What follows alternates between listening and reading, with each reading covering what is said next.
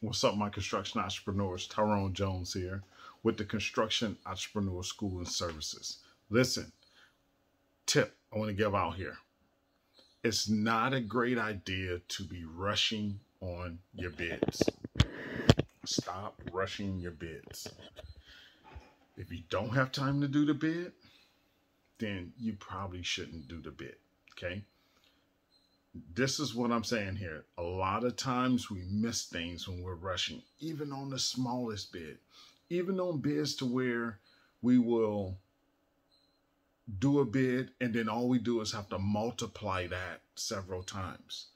We want to be careful with doing rush bids. There, a long time ago, I remember doing a bid where I rushed it, and I rushed it because it was a sweet job. I didn't catch it in time.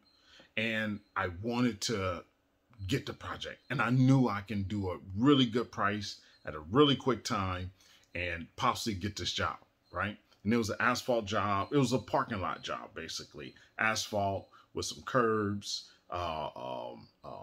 It's basically a grinding overlay. You had to put some ADA zero curbs in with some dome mats. You had to grind and overlay the parking lot. And then you had some landscaping that you had to do in some areas too, right? And maybe it was a new driveway approach. I'm not sure, but it wasn't a whole lot, and it wasn't big at all.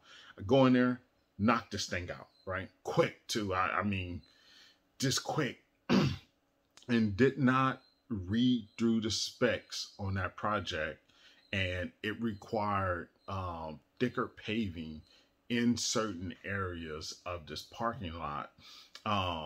And I missed a berm that needed to be added on the backside of it, and a small retention basin that also needed to be added there. So I missed a bunch of stuff. It wasn't clear, wasn't the best set of plans, but still, if I would have took time, I could have caught all that, calculated it up right, and not have been just the lowest bidder in town. Because when they announced the numbers, and I knew right then that I was in trouble because I was the lowest bid.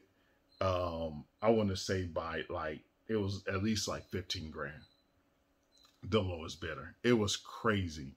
But at the same time, if I would not have accepted that job, I also would have had to pay that bond fee, right? I would have to forfeit my 10% bond. So you just go into it and you just try to make things work and make it work out the best as possible, as quickly as possible, so you can try to recover yourself. The longer the job is, the more time you have to make up money on. Okay, the shorter the job is, that means you have no time to make up that cost. But if a job can last for a longer duration, then you have some time to figure out some things, talk to some suppliers, kind of just work out things. But this is not the solution to doing a bad bid because you did it too quick, because you did it overnight, because you did it in a rush. Okay, that's just things that you can do to kind of lessen the blow there. Talk to suppliers. Definitely, that's why you always got to constantly stay in contact with your sales rep. Talk with the buyers. Talk with who you're buying it from. All that, and then you can get your price down, get their price down, and then you can feel a little bit better and have less to swallow with that information. But be careful with doing those quick bids. Those quick bids can really cost you a lot of money, and there's no sense doing them. If you do find a good job that's the right fit, make sure you look at your bids early. I'm constantly looking at bids and what's out there. I try to look at it every day. I'm trying to look at bids on what I can bid on for concrete every day. Just taking a little bit of time out the day. First thing in the morning when I'm fresh, I'm looking through them, looking to see what has came in through the fax, what has came in through emails. Basically what the assistant has printed out. I'll take all those papers, and then I'll go through, read Dodge report, and kind of, even also too, even the blue book as well, because the blue book The AGC, and not just Blue Book, the AGC has a lot of jobs listed there because a lot of contractors are non-union, so they sign up with the AGC, so they're able to utilize their plan room. So you want to look on the AGC website as well. You'd be surprised how many little jobs that you may find on there that you can utilize and bid on and put into the pipeline. So take time, look for jobs, earmark them, make sure you put them on your schedule, and know how many jobs that you can bid a month. Right? You know how many jobs you can bid a month. I can probably do about 8 to 12 jobs a month. Okay, depending on the sizes.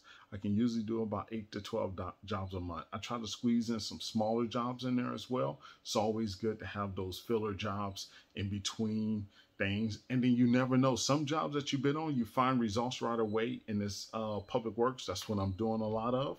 And sometimes with these public works, sometimes they're a week out before they decide who they go with, you know. So sometimes until you can find out who really got the project, doing those little jobs in between, so you don't get overloaded to where you have to turn down jobs when and if they do come in, right? So just be careful with that. That's my tip for you guys with estimating, finding those sweet jobs. It's definitely hard to pass up, but remember, it can cost you a great deal if you try to tackle it and you miss some areas like I did. So be careful. Hey, my construction entrepreneurs, I also want to share with you, we have a new program out there. Okay, with this new program, it's a financing in-house program that allows you to get your contractor's license in 4 easy payments. Now, this is not your contractor's license. This is a contractor school. This is a construction entrepreneur school and services where we offer contractor license courses to prep you for the state exam. Okay, we won't give you your contractor's license. We'll just prep you with the course. Okay, now you can pay for this course with in-house financing if you are approved. There's a questionnaire that you need to fill out. We're not doing any credit checks. We're not doing any soft credit checks, hard credit checks. We're not asking for your mother's maiden name, anything like that. We're just asking some generalized questions that give us some information to know a little bit more about you. And see if we want to partner up with you and go down this road and lend this credit out to you. Now, the payments are $217.50 per month for 4 months, and that will pay for your course. So for all you individuals that's out there that's been holding back, saying that you don't want to spend the $800, that's how much our course costs without doing the financing. We only added $70 to the course for the financing because we're spreading the payments out over a period of time and we're financing it. So you're going to pay a little bit more. So the people that didn't want to pay the $800, couldn't afford to pay the $800, find it hard to pay the $800, we got you. We got you covered. So check that out. Also, another thing is, this is the time where things are starting to pick up. Okay. The infrastructure bill's coming down. Okay, it's going to be a lot of money, a lot of work toward things. If you're not into public works, you might want to think about getting into public works because that's where a lot of this money will be going. And it's not that hard to get in public works. Okay, if you're having doubts, contact us. Give us a call. We can set you up with some type of program. We do have a mentoring program that lasts about 30 days where we can work with you one-on-one on different areas. Key topics that you need to learn, QuickBooks, or any other type of accounting software that you may want to bring on within your team, or you may want to develop a team. Okay, you may want to learn how to estimate a little bit more. You may want to learn how to choose the right projects to bid on. Right, what fits into your wheelhouse?